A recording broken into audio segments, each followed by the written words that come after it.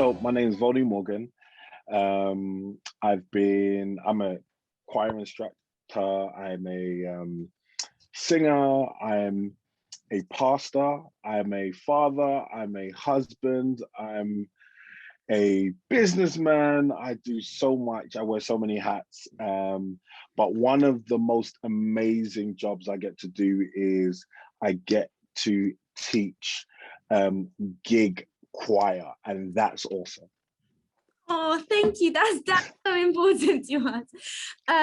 So, Volney, how did you get where you are now, and what was your kind of journey to success? So, like, how did you start off, and what did you do to become so successful like you are now? That's a good question. At the age of 16, I was just leaving secondary school, and I started my group called Volney Morgan and New Ye. And it was a gospel group. I would love to say it was a choir at the time, but it wasn't enough people to be a choir. So I would say it was a gospel group at the time. And literally it was just getting a couple friends and family into a small room. In fact, it was my big sister's room, to be exact. She had a spare room in her house. And I got my friends and my family together. They didn't really have a choice, to be honest.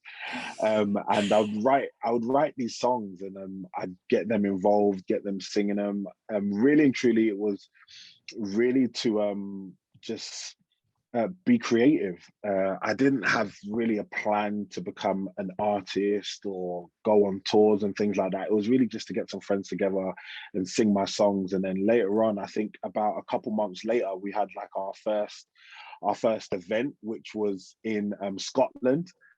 And I think that was mind blowing for me, because I was like we've just gone from my sister's bedroom, her spare room in her house, to now we're going to Scotland to perform. So it kind of kicked off really straight away, but it wasn't anything of, oh, now we're these amazing artists. We kind of had to do a lot to get ourselves seen and get around. And over time, the hard work paid off, and we won stuff like MOBOs and Gospel Premier Awards, and went all around the world. And yeah, so it started from being 16 years old, getting some friends and family together, about to leave secondary school, and the dream started there, and now I'm living it. So yeah.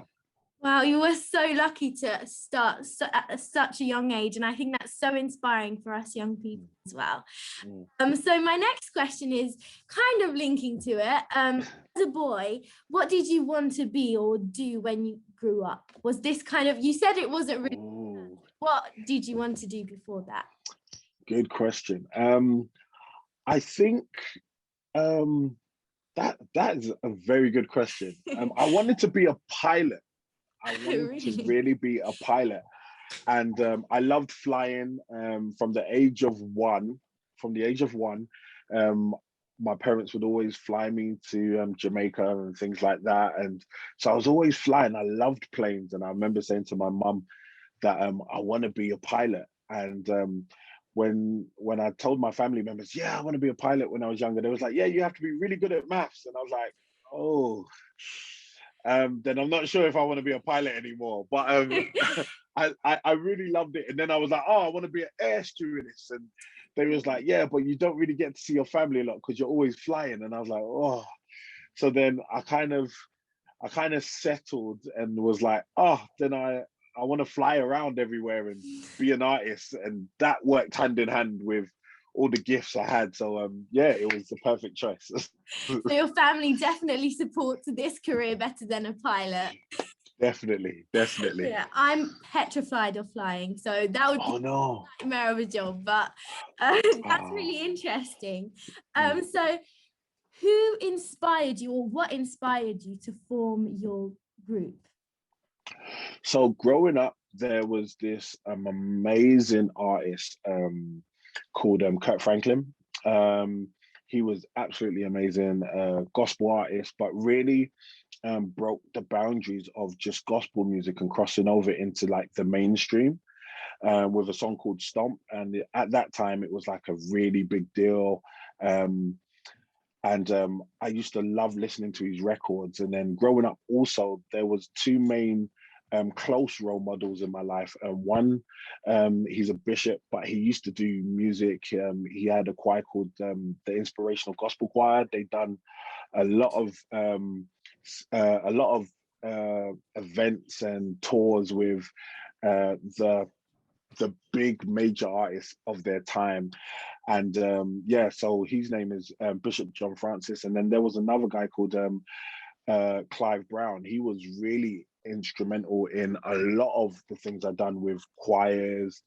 And these guys were really amazing, like in the church circuit, and then they like gifts would allow them to do stuff on the secular circuit. So it was really amazing and really mind-blowing to see that gospel music doesn't have to just be in the church, but it can be outside of the church. So they inspired me to do a lot more.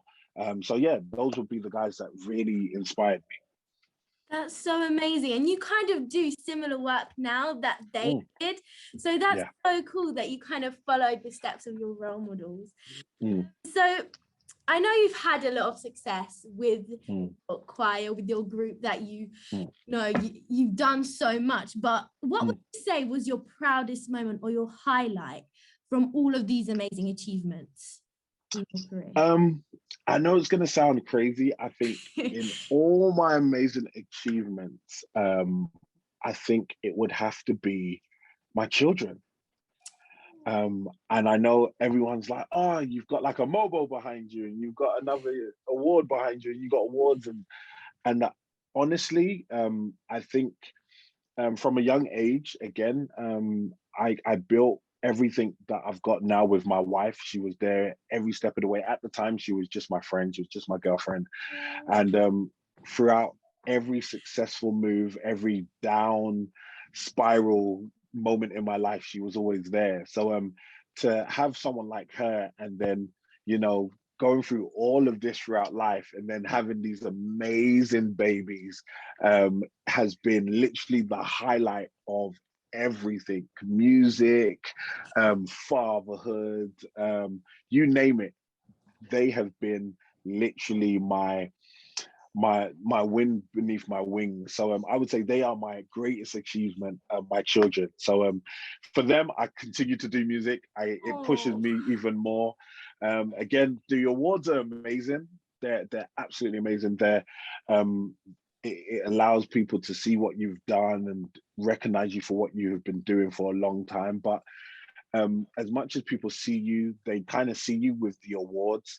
Your family kind of see you when you have nothing. So I think that's what's awesome. Always be loyal to people that was there when you had nothing, when you didn't have a name, when money wasn't coming in, when you didn't know how to get from A to B, you didn't have a car or anything, but there was some loyal people around you. Always cherish those people and those moments and memories. That's such an important message, and that's such like an inspiring thing, because a lot of people would say, oh, my biggest achievement was when I won this, or when I got to in front of this huge crowd. But that's such that's such a pure thing, and it's very lovely. It was so nice. Definitely. If you could meet any role model or any celebrity, who would you want to meet and why? Oh, this is a good one. Well, I've met some already. I've got to sing on the same platform as some already, so that's been awesome.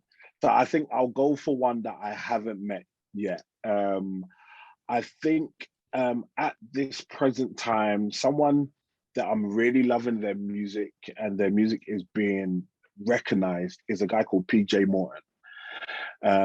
He's just been doing, he actually took a similar position as well. He used to play in the church, and then he I believe he sung for Maroon 5, and he was there for a bit, and then he ventured out to do his own thing, and he wasn't really recognized as much until later on.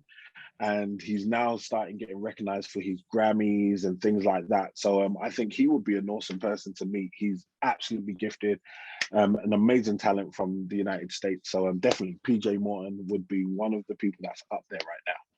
Oh, that's so cool. I really hope you get to meet him one day.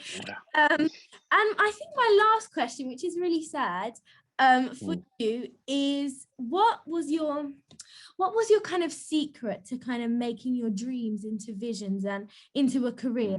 What would you advise us young people who at 16, 14, 13 do the same as you? I would say believe and let nobody else tell you otherwise. Just keep on believing, keep on working towards your achievements and your goals. And even when people don't understand you, you might have a gift that's just, it's not like everybody else in the room. You might have a voice, a tone, a sound that's not like everybody else in the room. Don't be afraid to be different. I think with me, I was daring enough to be different, especially in a time where what I was doing wasn't popular. And because I wasn't popular, I think that's what kind of catapulted me before amazing people that was like, oh my gosh, this is really amazing.